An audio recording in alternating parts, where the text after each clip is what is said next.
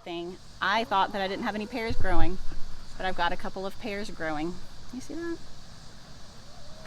They're probably about ready. Yeah, they're ready. Cool. Pears are ready. So that means it's pear season. We have our apple trees. Everybody asks what variety I have.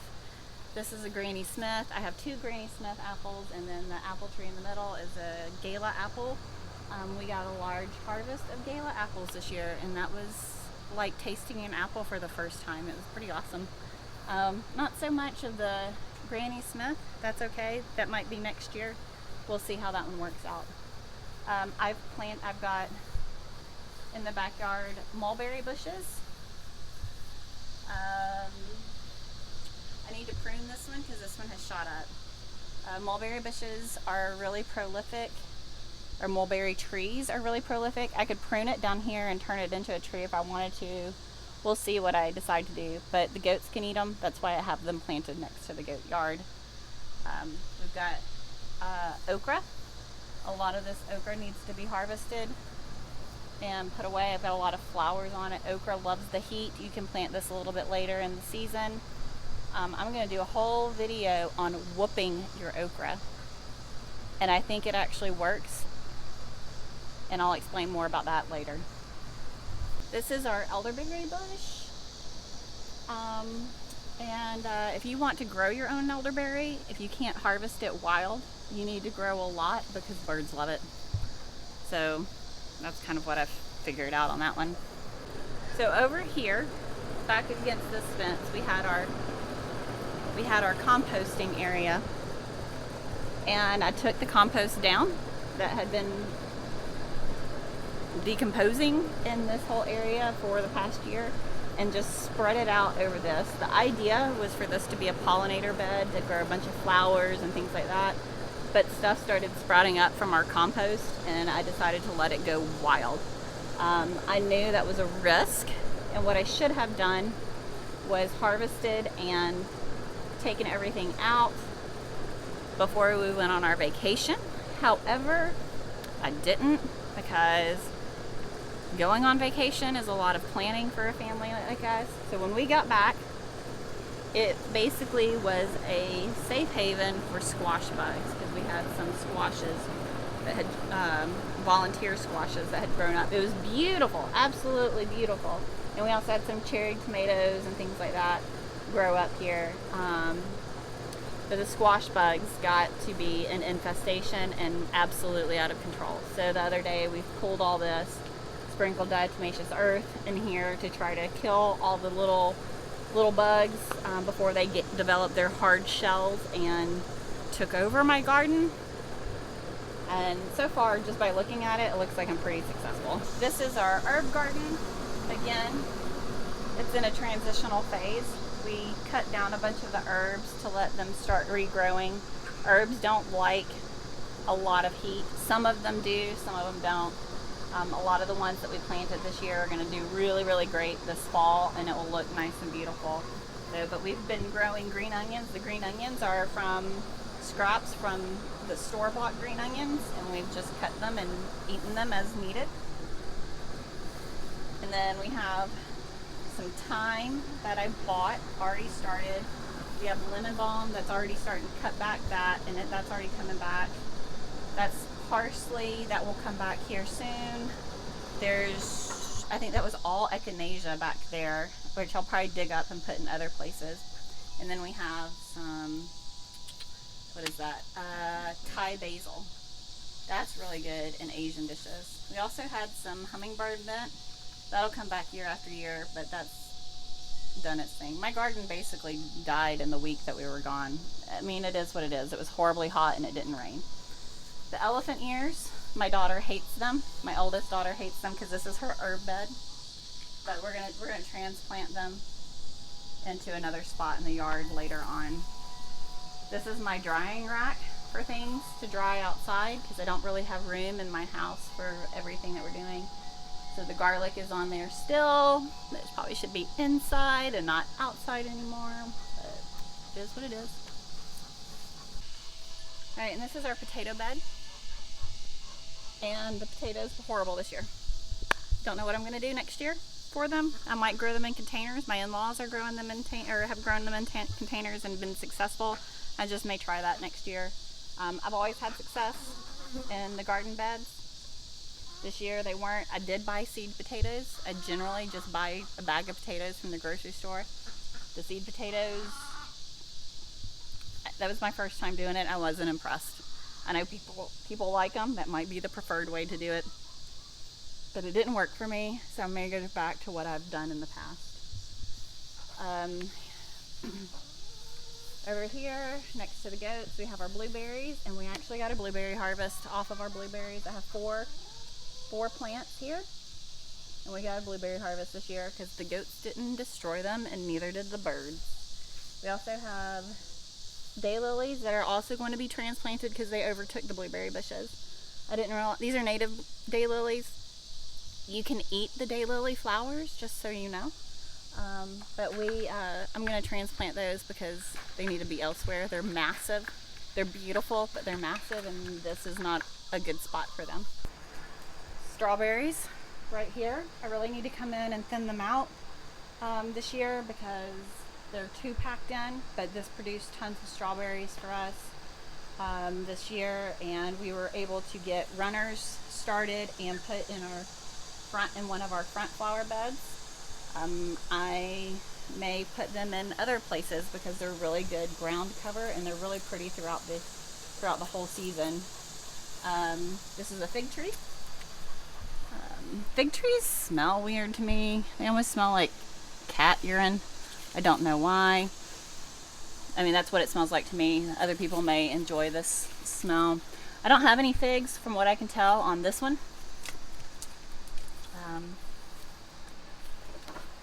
Yeah, you can't see anything. But my other fig tree has figs on it. We just have to make sure that we get them before the squirrels do. So this area is my new area.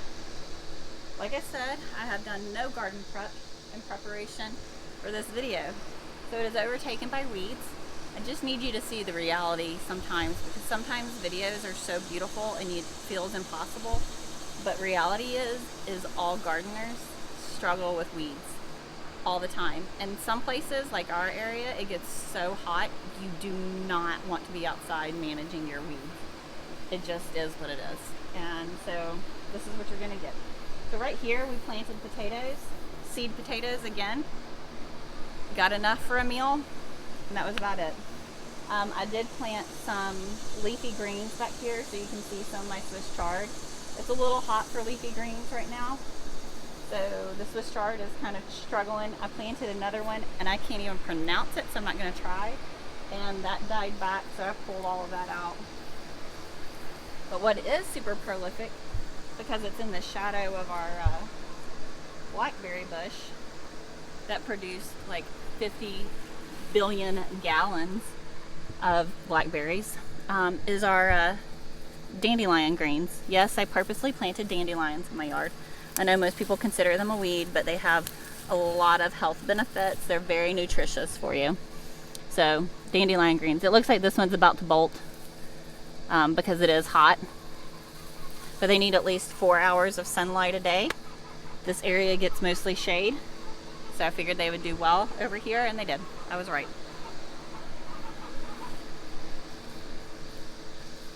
So I planted a bunch of peppers this year, and in those peppers were a lot of hot varieties. Again, kind of like the tomatoes, I just wanted to see what grew well and what I liked. And the peppers were all in little pots, and I lost the tags because I did label everything. So now I don't know what I'm growing. I just decided to plant them all in the ground. I don't know what I'm growing. I don't know which ones are hot, which ones aren't. I can't even remember which ones I planted. I did write them all down, so if I went back and looked at my notes, then I could tell you what I planted and maybe do a guess. But yeah, so the plants are over here. I think this is supposed to be a habanero, I think, because that's what it looks like. It'll turn orange. And then that's about all I know for sure. These tags aren't even accurate. We do have, ooh, look, under here. I think these are the cayennes. Look at that. See that? That looks like a cayenne pepper, right? I wanted to make my own hot sauce, so that's why I planted a bunch of hot things. Alright. And then I also have watermelons kind of all over the garden. All over in a bunch of different beds. And there are squash bugs over here. So, die, squash bug. Die, squash bug. Alright, cool. These watermelons are called sugar baby watermelons. And they vine out. They're very good. They're not a huge watermelon. But they do vine out. And there is a bush variety that I would like to try and see if it does better here. I don't know. I'm still new at that one. Let's see what else. We got our Mexican sunflowers. Pollinators love these. If you deadhead them, they'll keep growing. They'll get massive. I need to just cut that. But yeah, they're super pretty. See? But with your flowers, if you deadhead your flowers, it keeps them growing. So deadhead your flowers, meaning cut the deadheads off, and then they'll keep producing. Because they're like, oh, we need to reproduce, we need to produce. But if you leave too many of them on, then they won't reproduce. They won't keep producing flowers. Because then they're like, oh, we've done our job, and so it's time to go dormant for the year. Or in this case, I think this is an annual, so it has to be replanted. But I keep planting them because I like hummingbirds come to them, butterflies come to them, bees come to them, but the butterflies really, really, really love them. This is my blackberry bush, our oldest blackberry bush. It was massive. It got a major overhaul, and I can't tell you how many blackberries we had on it. Oh look, there's a hummingbird too. So it was coming over to the sunflowers. But I mean, gosh, blackberries after blackberries after blackberries. I have 3 blackberry bushes, and we had way more blackberries than we could possibly ever eat. Again, I have more peppers over here. I don't know what I have growing. This area doesn't get, well, it does get a lot of water if we get rain, which is why I planted the watermelons over here. But I really need to run my, what is it called? Little irrigation system. I have hoses.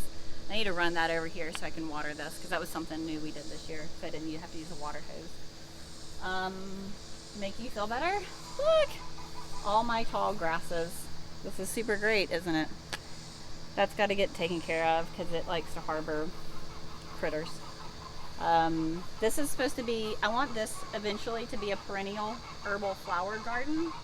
So everything in this area is going to be beautiful but useful. And then I won't have to do anything with this bed other than add compost at the end of the season, but so that way stuff will come up. A lot of these things the seeds I can plant in the fall after I clean this bed out and take care of that. But yeah, I planted watermelon. I think I have 5 watermelon plants over here. I planted some ground cherries because I had extra ground cherries.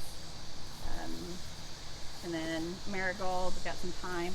But yeah, I have figs, or I had figs growing in here, so something is eating them. Do you have one? Oh, there's a couple of them. Okay, there you go.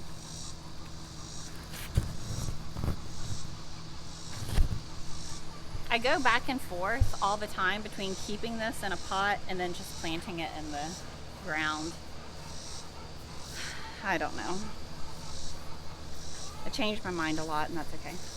Greenhouse, currently not in use other than storage. So I planted, okay, so back in here we had this whole idea to do flowers all back in here, and then that didn't happen. And then I'm like, oh, I'm gonna grow pumpkins back in here. And then they're like, oh, but pumpkins need full sun, blah, blah, blah, blah, blah, blah, blah, blah. So I didn't do pumpkins. And then I had all these extra watermelons. So I planted extra watermelons. So around this, we have watermelons.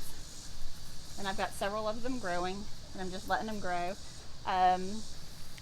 So it's probably not the best idea, in all honesty, to grow watermelons with willow trees, because willow trees are really good if you plant them in an area of your yard that has a lot of water, because it will soak up that water.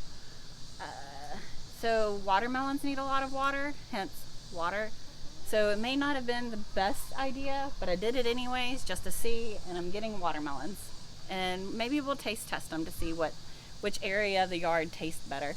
But also, willow trees, fast growing, produce a lot of shade, and your animals can eat them. So they're dual purpose here on this. And when I planted these 5 years ago, I think 5 years ago, they were both of them were shorter than me. So gives you an idea of how fast they grow. But we constantly come through here and trim them and feed them to the rabbits and to the goats. It's really good fodder for them. Alright, again, Blackberry Bush. I cut down my peach trees and planted plum trees.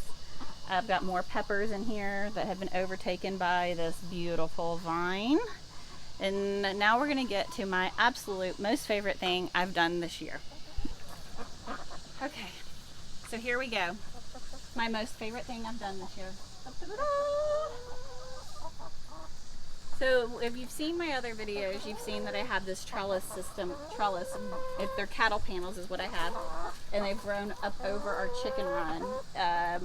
The idea is for it to protect them from hawks, but also so I can grow things over. I tried growing hops, but hops take more energy than I'm willing to give, because they need a lot of water, and you really, really need to soak them to establish them.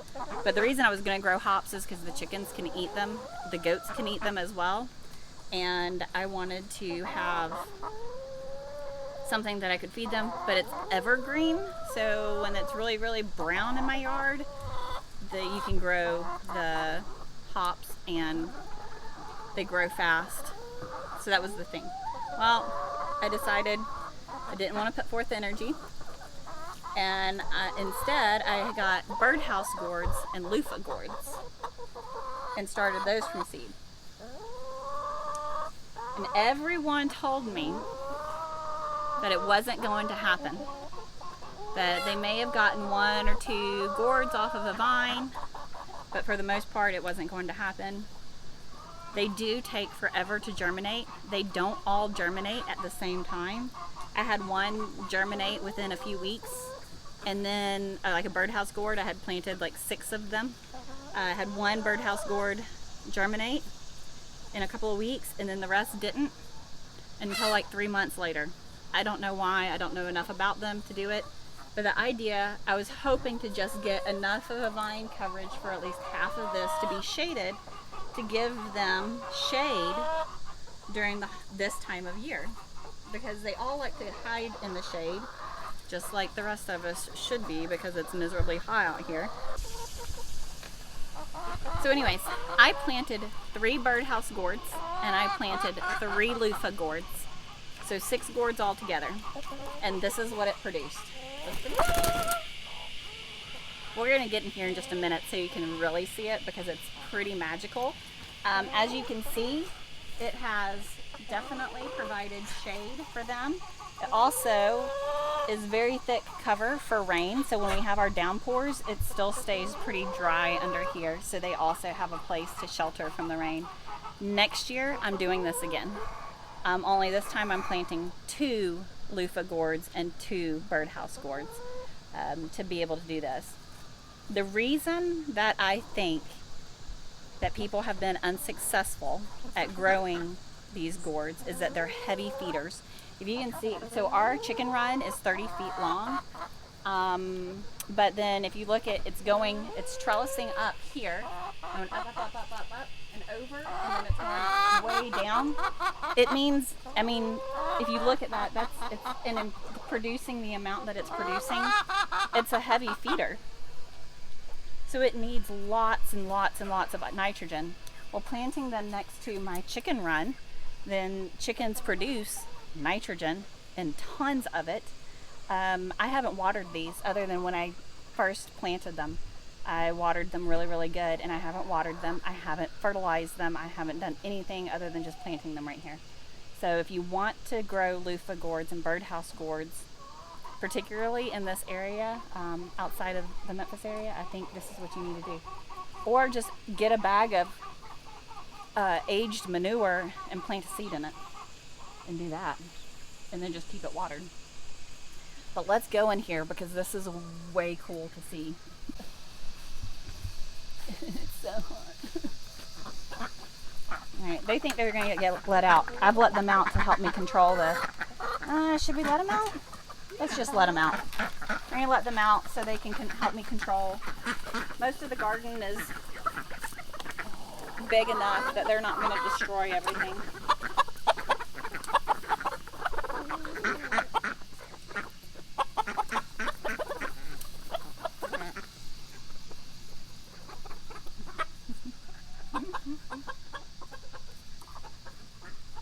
So before we left for vacation, I came in here and counted, and I had 50 birdhouse gourds that I could see growing, and I just had a couple of loofah gourds. But we came back, and I think there's a whole heck of a lot more. So the common question is Sarah, what are you going to do with these? Well, we're going to dry as many of them as we can and turn them into birdhouse gourds, and who knows, maybe I'll sell birdhouse gourds for birdhouses or planters. I've seen some pretty cool things online for those. But we'll basically wait until, so what you do is you wait until the vine dries up completely, and then you harvest it. And then you kind of clean the outer shell, and then they dry for 6 months. So, but you can see they've grown over where I've had gaps in the trellises, things like that. You know, so it's hanging down. It's growing along the fence line there. The only thing is that I have to come in here at least once a month and pull vines over from my neighbor's yard and cut them because they grow into their yard. And I do want to be a good neighbor, and not, you know, let them have to deal with that, because that's not cool.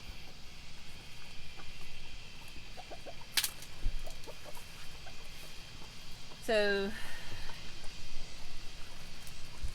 these are loofah gourds here. So here's a perfect example. So the vines just kind of took a mind of their own. But so here's a birdhouse gourd that you can see here. And then this is a loofah gourd, and you can see here. Loofah gourds are starting to get ready. And you know they're ready to harvest when the tip turns brown. And then you just take the skin off. If you've ever purchased loofahs in the bath section of the grocery store, that is what these are. So these are pretty cool. So I'm basically growing my own dishcloths is what I'm doing here. I did find out, again, sorry, it's sweltering out here, that you can eat these, but you only want to eat them when they're about 6 inches, smaller than 6 inches. Otherwise they get really woody. And if you've seen a loofah dried out, then you probably don't want to eat it. But yeah, this is my most favorite thing that I've done this year. It's very cool under here. I have a thermometer that I can monitor my greenhouse with, and I've thought about putting it under here just to see how cool it is compared to what it actually is outside. And so the chickens have enjoyed it. Normally this time of year my chickens decrease in egg production significantly because it is so hot. Well, I haven't had that decrease in egg production because they are still laying, because this is very comfortable for them.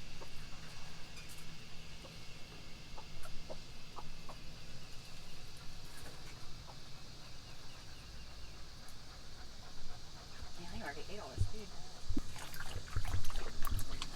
It's disgusting. It is disgusting. Okay, so I'm gonna sign off for today. My next video will be my animals, and I'll show you all my animals because we have some new ones that I'm very excited about. And I'm sure I'll talk way too long on that one as well. But thank you all for watching. Thank you all for being understanding of why I have been absent, because I have been asked if I'm going to do more videos. Yes, that's the plan. And I will give a complete health update at the end of my little videos that I want to get out. So thank you all for watching again, and we will see you soon.